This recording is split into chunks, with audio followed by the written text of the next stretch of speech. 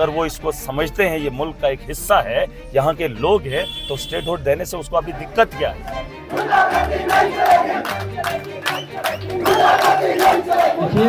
ये डिक्टेटरशिप है और जमहूरी निज़ाम में डिक्टेटरशिप नहीं चलती है। अगर हमारी हुकूमत आई पीडीपी की तो हम सड़कों पे इंकलाब लाएंगे। हमारे डोडा की आवाम को आज पता चल रहा है कि आज़ादी भी कोई चीज़ होती है।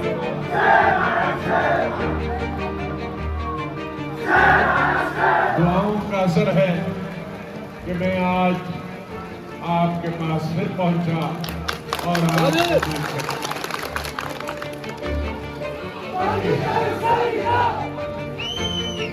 जम्मू कश्मीर में 10 साल बाद एक बार फिर से विधानसभा चुनाव हो रहे हैं। बीते 10 सालों में जम्मू कश्मीर में बहुत कुछ बदला।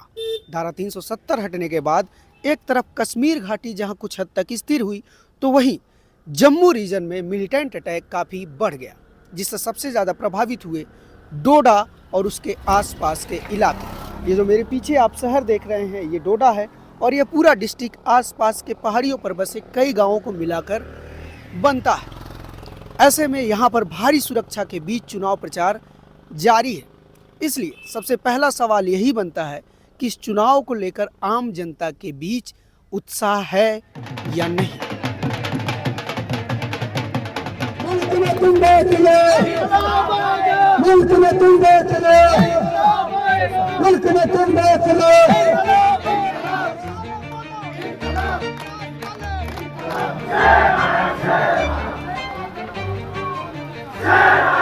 10 साल बाद चुनाव होने के क्या मायने होते हैं, उसका अंदाज़ा आप अभी इस वक्त इस सिचुएशन से लगा सकते हैं कि आप देख लीजिए बारिश हो रही है, लेकिन फिर भी यहाँ पर चुनाव प्रचार जारी है। ये आप जो देख रहे हैं, यह गुलाम नबी आज़ाद का रोड शो है, जिसके लिए यहाँ पर जनता आई हुई है।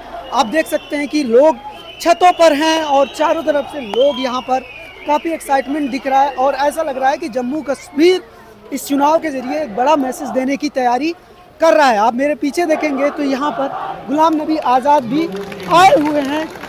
लेकिन मुझे अफसोस कि मैं सिर्फ 2.5 साल चीफ मिनिस्टर होकर आपकी खिदमत कर पाया।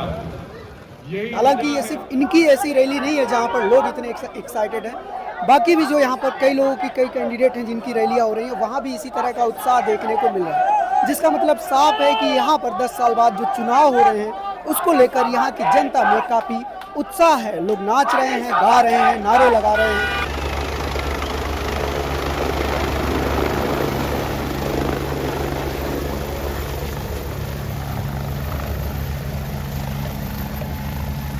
दो 2019 में केंद्र की नरेंद्र मोदी सरकार ने जम्मू कश्मीर से धारा 370 और 35 हटाने के साथ साथ जम्मू कश्मीर को 2 केंद्र शासित प्रदेशों में विभाजित कर दिया था, जिसका असर यह हुआ कि इस बार के विधानसभा चुनाव में जम्मू कश्मीर को पूर्ण राज्य का दर्जा एक बड़ा चुनावी मुद्दा बन चुका है। इसी को देखते हुए प्रधानमंत्री मोदी जब 14 सितंबर को डोडा में चुनावी रैली को संबोधित कर रहे थे, तब उन्होंने कहा कि अगर यहाँ पर बीजेपी की सरकार बनती है तो जम्मू कश्मीर को पूर्ण राज्य का दर्जा वापस मिलेगा। भाजपा की प्राथमिकता है आपके हर अधिकार की रक्षा की गारंटी मोदी ने दी है। जम्मू कश्मीर को पूर्ण राज्य का दर्जा देने का काम भी भाजपा सरकार ही करेगी। हालांकि प्रधानमंत्री मोदी के इस बयान को लेकर यहाँ पर काफ़ी सियासी घमासान भी हुआ और विपक्ष की तरफ से पलटवार भी किया गया। अगर वो इसको समझते हैं ये मुल्क का एक हिस्सा है, यहाँ के लोग हैं, तो स्टेटहुड देने से उसको अभी दिक्कत क्या है? तो क्या मतलब है? इसका मतलब ये है क्या आप डरा कर वोट लेना चाहते हो और भाजपा की सरकार देखना चाहते हो फिर बनाएंगे? ये कतन बर्दाश्त नहीं किया जाएगा। मोदी को एक पैगाम भेजा दो कि तो नहीं, अगर मुल्क एक है तो नहीं चलेगा। उसे अभी भी अहंकार है, कहा हमारी सरकार आएगी स्टेटहुड आएगा। क्यों? हम छीन के लेंगे, हमारा हक है। इसमें कोई दो राय नहीं है कि हमारी स्टेट के साथ, हमारे लोगों के साथ अगर कोई खिलवाड़ करेगा और मोदी जैसे तानाशाह के खिलाफ तो आवाज़ें बुलंद करना ये हमारा शौक रहा है। जो भी तानाशाह इस मुल्क को लूटने के लिए आएगा उसे रोकने के लिए हम ही लोग हैं और पूरी ताकत से रोकेंगे। ये डिक्टेटरशिप है और जमहूरी निज़ाम में डिक्टेटरशिप नहीं चलती है। अगर हमारी हुकूमत आई पीडीपी की तो हम सड़कों पे इंकलाब लाएंगे स्टेटहुड लाने के लिए वापस। पहले फेज में जम्मू कश्मीर की 24 सीटों पर वोटिंग होना है, जिसमें 16 सीटें कश्मीर और 8 सीटें जम्मू रीजन में हैं। वहीं डोडा जिले में कुल 3,10,586 वोटर्स और 3 विधानसभा सीटें हैं। डोडा, डोडा वेस्ट और भदेरवा, इन सीटों पर मुस्लिम आबादी क्रमशः 70%, 12% और 58% है। वहीं हिंदू आबादी लगभग 30%, 88% और 42% है। इन सीटों पर भाजपा, नेशनल कॉन्फ्रेंस, पीडीपी और कांग्रेस के उम्मीदवार अपनी किस्मत आजमा रहे हैं। डोडा वेस्ट सीट हाल ही में हुए डिलिमिटेशन के बाद जोड़ी गई है। 2014 के विधानसभा चुनाव में यहां पर केवल 2 सीट डोडा और भदेरवा थी, जिन पर भाजपा ने जीत दर्ज किया था। अगर पूरे डोडा की बात करें तो यहां पर लगभग 60% आबादी मुस्लिम समुदाय की, वहीं 40% आबादी हिंदुओं की है। मिलीजुली आबादी होने के बावजूद यहाँ के चुनावी मुद्दों में कम्युनल डिवाइड साफ तौर पर देखा जा सकता है। जैसे धारा 370 एक समुदाय के लिए अस्तित्व का मुद्दा है, तो वहीं दूसरे समुदाय के लिए यह कुछ मायने ही नहीं रखता। देखिए जनाब, 370 हमारा एक अपना स्टेटस है। ये तो आप मुद्दा इसको कैसे कह सकते हैं? हमारा स्पेशल स्टेटस को मुद्दा आप कैसे कह सकते हैं? ये तो हमारी पहचान पत्र है। ये कौन सी बात आप कह रहे हैं? पहचान जिसकी हो, हमारी पहचान हो, और उसको हम जो है उसको वो तो मुद्दा ही नहीं है, वो तो पहचान है हमारी, वो तो हमारी शान थी। ये कोई हिंदुस्तान के खिलाफ नहीं था 370। ये यहाँ के लोगों का एक जो उनके पास जरिया था, जरिया माश जिंदगी का था, उसको बचाने का एक जरिया था कि 370 से वो जो है बिखर ना जाए, वो सिर्फ यहाँ के लोगों का उसका हक मिले, इसीलिए 370 हमें दिया गया था। ये जो डिस्ट्रिक्ट डोडा है, यहाँ पे टेररिज्म ऑलमोस्ट 12-13 साल पहले ख़त्म हो चुका है और आज फिर से रिवाइव हो गया। आपने देखा कुछ दिन पहले रिवाइव हो गया। ये कैसे रिवाइव हो गया? 370 का टेररिज्म से कोई लेना देना नहीं है। क्या 370 हमें रोक रही है? भाई फौज को रोक रही है क्या 370? नहीं रोक रही है।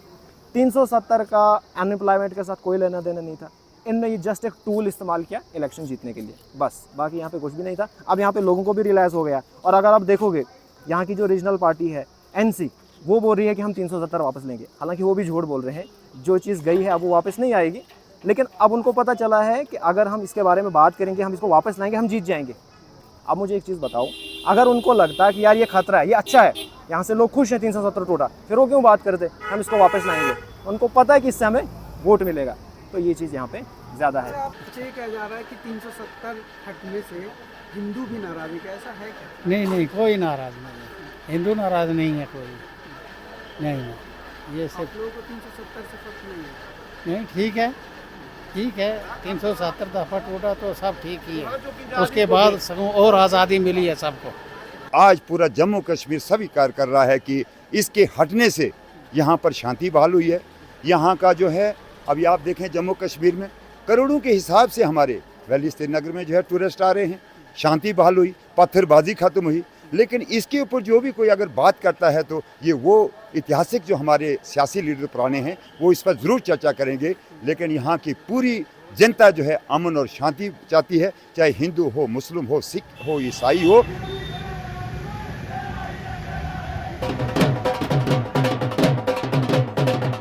यहाँ पर विकास और स्टेटहुड वापस लाने की बात सभी राजनीतिक पार्टियां कर रही हैं, लेकिन दिग्गज क्षेत्रीय पार्टियां, नेशनल कॉन्फ्रेंस और पीडीपी ने अपने मैनिफेस्टो में आर्टिकल 370 को वापस लाने का वादा भी किया है, जिसको लेकर बीजेपी काफी हमलावर नजर आ रही है। किश्तवाड़ में अमित शाह ने कहा कि यह चुनाव धारा 370 हटाने वाले और धारा 370 वापस लाने वालों के बीच है। एनसी ने वादा किया है कि आप अगर सरकार बनाएंगे वो तो धारा 370 को वापस लाएंगे। मैं आज यहां पर किश्तवाड़ की बलिदान की भूमि पर कहकर जाता हूं, जब तक भारतीय जनता पार्टी है, दुनिया की कोई ताकत धारा 370 वापस नहीं ला सकती। ये चुनाव जो है, ये धारा 370 हटाने वाले और धारा 370 को वापस लाने वालों के बीच में। 370 के मुद्दे पर हमने यहाँ से चुनाव लड़ रहे कुछ प्रत्याशियों से भी बात किया। हमारा ऐसा मानना नहीं है 370 और धारा 370 और 35 से एक ढकोसला था और लोगों को भ्रम फैलाया गया था। वो बीते जमाने की बातें हैं, धोखे और छल से लाया गया था और जिस तरीके से लाया गया था मजबूती के साथ, कानून के साथ उसको हटाया गया और बिल्कुल साफ दोबारा अब दिखाई नहीं देगा। अब दोबारा जैसे अपने घोषणा पत्र में अपोजिशन पार्टियां कह रही हैं कि हम फिर से लाएंगे, उन्होंने पहले भी झूठ कहा था, अब वो झूठ कह रहे हैं। लोगों को बताना चाहूँगा कि इनके धोखे में मत आइए। यार आप बीच चौराहे में किसी को नंगा कर दो फिर तो लिबास क्या माने रखता है। ये दफा 370 हमारा लिबास था, हमारे बच्चों का मुस्तकबिल था, उसमें एक मखसूस आइडेंटिटी अपना रखते हैं।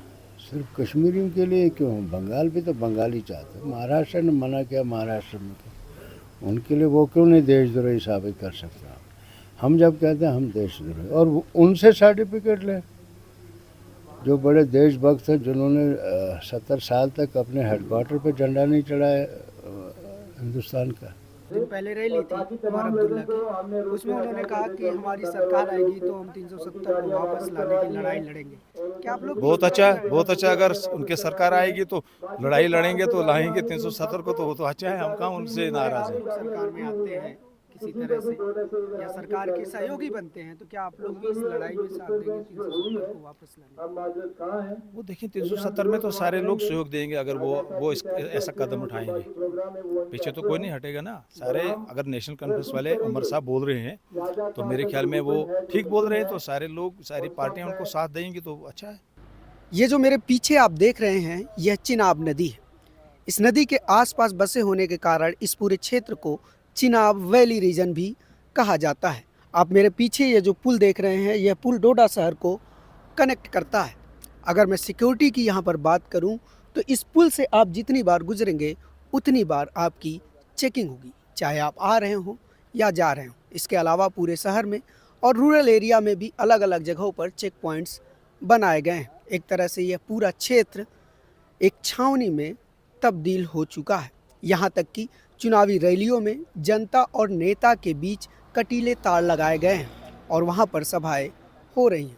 यहाँ तक कि बीजेपी के जो प्रत्याशी चुनाव प्रचार के लिए ग्रामीण इलाकों में जा रहे हैं उनके साथ दर्जन भर पैरामिलिट्री फोर्सेज तैनात की गई हैं। इससे इतर यहाँ पर एक कॉमन मुद्दा भी है, वह है बेरोजगारी, जिसको लेकर यहाँ के लोगों में काफ़ी नाराज़गी है। जब यहाँ पर प्रत्याशी लोगों से मिलने जा रहे हैं तो वह नाराज़गी साफ तौर पर बाहर भी आ रही है। बेरोजगार नौजवान जो हमारे इस वक्त ठेला लगाने पर मजबूर है, इस वक्त वो कुछ भी कर सकते हैं, खुदकुशी भी कर सकते हैं, क्यों? वो बेकार है। अब उनके लिए आपको सोचना, कोई भी प्रोजेक्ट आता है, हमारा जवान क्यों नहीं लग रहा? क्या कमी है हमारे जवान में? वो ड्राइवर भी हैं, मजदूर भी हैं, मारतोड़ी भी हैं, बिजनेस करने वाले भी हैं, तो क्यों बाहर से जवान मंगाया जा रहा है? ना हमारा जवान रोड में लग रहा है, ना हमारा जवान टेंडर में लग रहा है। क्या बात है, क्या वजह है? मैं तो नहीं लगूँ, लेकिन जवान के लिए बात करनी। पढ़ा लिखा नौजवान बेरोजगार है, इतने बड़े प्रोजेक्ट आए हैं यहाँ पे, लेकिन यहाँ के युवा को बिल्कुल भी इसमें मौका नहीं मिला है।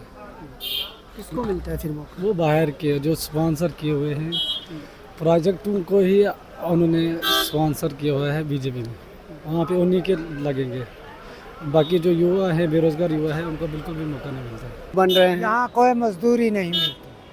आप लोगों को यहाँ मजदूरी नहीं मिलती, नहीं मिलती। क्यों, ऐसा क्यों? बाहर के लोग करते हैं, ठेकेदारियाँ, मतलब ठेकेदार बाहर से आते हैं, मजदूर बाहर के आते हैं, तो यहाँ करते हैं, तो यहाँ कहाँ करने देते हैं यहाँ के लोग को? आप लोगों को नहीं मिलता। सरकार तो कह रही है भाजपा की हमने बहुत काम किया। आप कहाँ किया? इस 10 सालों में कुछ नहीं किया, कुछ नहीं किया इस 10 साल में। राशन मिलता है जो 5 किलो मिलता है, कहाँ 23 किलो मिलता था, कहाँ 5 किलो से क्या महीना निकलेगा, क्या गुजारा हो सकता है? भारतीय जनता पार्टी जो है भाजपा, वो तो कह रही है कि उसने 2014 के बाद से अच्छा काम किया है। क्या काम किया? दिखाओ मुझे आप एक भी काम। सड़कें बन गई। कहाँ? ये सड़कें हैं, ये दिखाओ ना आप, कैमरा लो ना नीचे, यही सड़कें हैं ना, ये हैं सड़कें। और क्या है बताओ? क्रैश बैरियर्स कहाँ है यहाँ पर? इतनी जो ये स्लाइडें आ रही कहाँ उठाई है, किसने उठाई है? तो यही है। यही काम किया है उन्होंने। अब लोग खुश नहीं है भारतीय और कहाँ खुश हैं? ये देख ना रोड की हालत देखो ना, आप भी तो देख इधर देखो ना रोड की हालत क्या है। तो कहाँ सड़क ही जाती है आप लोगों के गांव तक? हाँ यही जाती है, यही हालत है पूरी सड़क की, पूरे ऊपर तक 15 किलोमीटर तक जाती है ये रोड ऊपर, तो यही हालत है रोड की। और स्कूल अस्पताल ये सब सारी अस्पताल है ही नहीं, हमें कहाँ है अस्पताल, हमें स्कूल नहीं है, डोडा जाना पड़ता है, स्कूल कहाँ है हमें हाई सेकेंडरी, 15-20 किलोमीटर चल के आना पड़ता है हमें हाई सेकेंडरी के लिए, तो वहाँ पे स्टाफ भी पूरा नहीं है, तो क्या पढ़ेंगे बच्चे।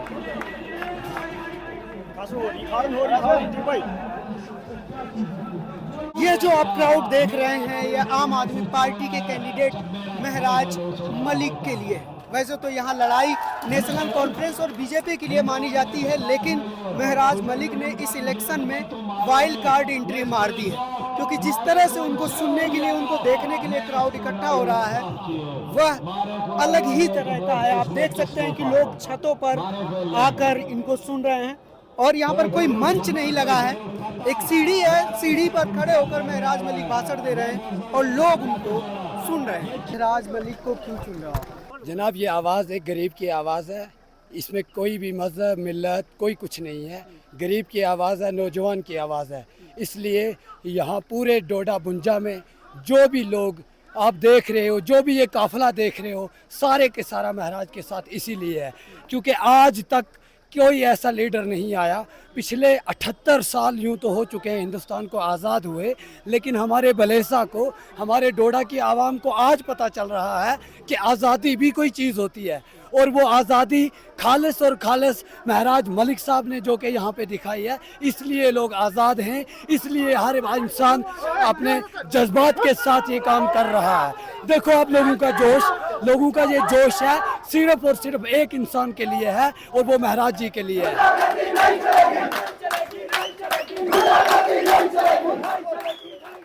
लेकिन केजरीवाल मॉडल जो है वो मुझे पसंद है, मेरे गरीब के लिए अच्छा है, मेरे मुल्क के लिए अच्छा है, तो मुझे वो पॉलिसी अच्छी लगी।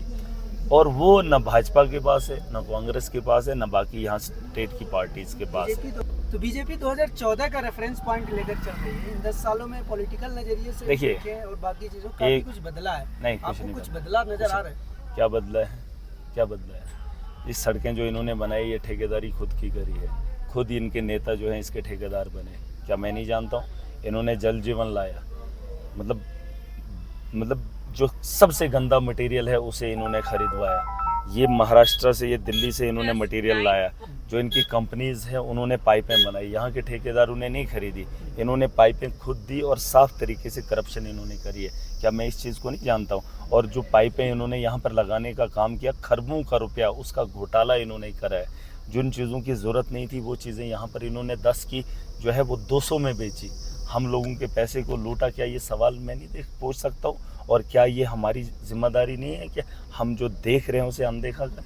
सड़क इन्होंने बनाई, उसमें खरबों रुपया इन्होंने लूट लिया। इन्होंने जल जीवन लाया, उसमें जो है करोड़ों नहीं खरबों रुपया इन्होंने लूट लिया। ये हमारे पैसे का गलत इस्तेमाल कर रहे हैं। इन्होंने, आपको पता है वो एक स्कीम लाई है मोदी की कि ट्रेनिंग दे रहे हैं ड्रॉप आउट्स को, जो है उनके लिए स्कीम लाई। सारा फ्रॉड है, फेलियर है। ये सिर्फ पैसा इकट्ठा कर रहे हैं लीगल तरीके से और 10 रुपए की चीज़ 200 में बेच रहे हैं। मुझे तकलीफ होती है। अवाम का पैसा है, अच्छे से इस्तेमाल होना चाहिए। लेकिन आपकी स्पीच, आपकी बातों से रीजनलिज्म को बढ़ावा मिलता है, एक तरह से क्षेत्रवाद को। नहीं, ऐसा नहीं है। देखिए, अगर दिल्ली के लोगों को खुशी मिली है, हमें यहाँ खुशी है। ये मुल्क को आगे बढ़ाना है, हमने मुल्क को आगे बढ़ाना है और मुल्क को आगे बढ़ाने के लिए मुल्क को हर कोने को डेवलप करना होगा। सड़क देनी होगी, बेहतर स्कूल देनी। जो आप बातें करते हैं कि ठेका बाहर से आया, कॉन्ट्रैक्ट बाहर से आया। नहीं, कॉन्ट्रैक्ट वो ठीक, वो तो बोल रहा हूँ ना। पाइपें क्यों बेचेंगे ये कंपनी हमें? पाइप का मटेरियल भी अच्छा होना चाहिए ना। मैं ये नहीं कह रहा हूँ कि लाया, जो लाया है वो ठीक नहीं है। 200 की चीज नहीं है वो, जो हमें, वो तो 10 रुपए की है, वो हमें क्यों बेच रहे हैं 200 की? वो तो मुल्क के अवाम का पैसा लूट रहे हैं। मैं ये थोड़ी कह रहा हूँ कि आला वहाँ से कहीं से भी लाया, लेकिन जहाँ इनका ये है अड्डा, वो करप्शन का हब है, वो लूटने का। यार 10 सालों में क्या, एक ही साल में अगर गिनेंगे तो पूरे देश को आधा इन्होंने लूट लिया है। जल जीवन में आप उठा कर देख लीजिए, अच्छा, आपके लिए 370 कोई मुद्दा है या नहीं? नहीं, फिलहाल देखिए एक चीज़ मैं बताऊंगा, ये मुद्दा पॉलिटिकली है, चाहे मस्जिद हो या मंदिर हो, ये राजनीति नहीं होनी चाहिए। आप पहले स्कूल दीजिए हमारे बच्चों को तालीम के लिए। आप यहाँ आए हो ना, दिल्ली से आए हो, स्कूल देख लेना हमारे। हाँ, जब तक ना आपका बच्चा पढ़ा लिखा होगा आप उसे क्या ज्ञान देंगे? हाँ, चाहे ये मुल्क इधर है या उधर है, मुझे उससे फ़र्क नहीं पड़ता है, देश की सरहदों से कोई फ़र्क नहीं पड़ता है। लेकिन दुनिया के अंदर जो भी इंसान है उसे एजुकेशन की ज़रूरत है, उसे हेल्थ के निज़ाम की ज़रूरत है, उसे सड़क की ज़रूरत है, उसे बिजली की ज़रूरत है, उसे पानी की ज़रूरत है। ये मुद्दे बाद में देखेंगे, लेकिन फ़िलहाल जो ज़रूरत की चीज़ें हैं उन पे तो बात करें। अब ये कब तक बेचेंगे 370 राम मंदिर कब तक बेचेंगे? नहीं, कब तक बेचेंगे? क्या सहूलियत की चीज़ें हमें नहीं चाहिए? जो इंसान आज दवाई खाना चाहता है वो इंतज़ार कर रहा है कि 20 साल के बाद यहाँ हॉस्पिटल बनेगा, क्यों? उसका इलाज नहीं होना चाहिए? मैं चाहता हूँ कि अगर मेरे हाथ में ये सारा निज़ाम आ जाए तो दिल्ली के तर्ज पे मैं 5 साल के अंदर सारा निज़ाम ठीक कर दूँ। इसी साल हुए लोकसभा चुनाव में जम्मू एंड कश्मीर में 58.46% वोटिंग हुई, जो कि अपने आप में एक नया रिकॉर्ड था। यहाँ पर इस चुनाव में जनता का मूड देखकर यह कहा जा सकता है कि इस बार भी जनता बड़ी संख्या में मतदान केंद्र पर पहुँचने वाली है। यहाँ पर 18 सितंबर को वोटिंग है, जिसके बाद तय होगा कि जनता किसको जिताती है और किसको हराती है। आप सब जानते हैं कि न्यूज़ लॉन्ड्री किसी से विज्ञापन नहीं लेता, ना ही सरकार से और ना ही कॉरपोरेट से। यह जो भी रिपोर्ट हम आप तक ला रहे हैं, यह सिर्फ और सिर्फ आपके सहयोग की वजह से मुमकिन हो पाया है, क्योंकि आपने हमारे सेना प्रोजेक्ट को टॉप अप किया। अगर आप न्यूज़ लॉन्ड्री की ग्राउंड रिपोर्ट्स और हमारे बाकी के कार्यक्रम पसंद करते हैं तो न्यूज़ लॉन्ड्री को सब्सक्राइब जरूर करें। न्यूज़ लॉन्ड्री के लिए अनमोल प्रीतम, डोडा, Jammu. This election season, your right to choose puts you at the heart of it again. We'd like to be your eyes and ears. Choose the journalism and media that serves democracy and you. Simply head on to newslaundry.com/subscription and pick up the TNMNL joint subscription of your choice today.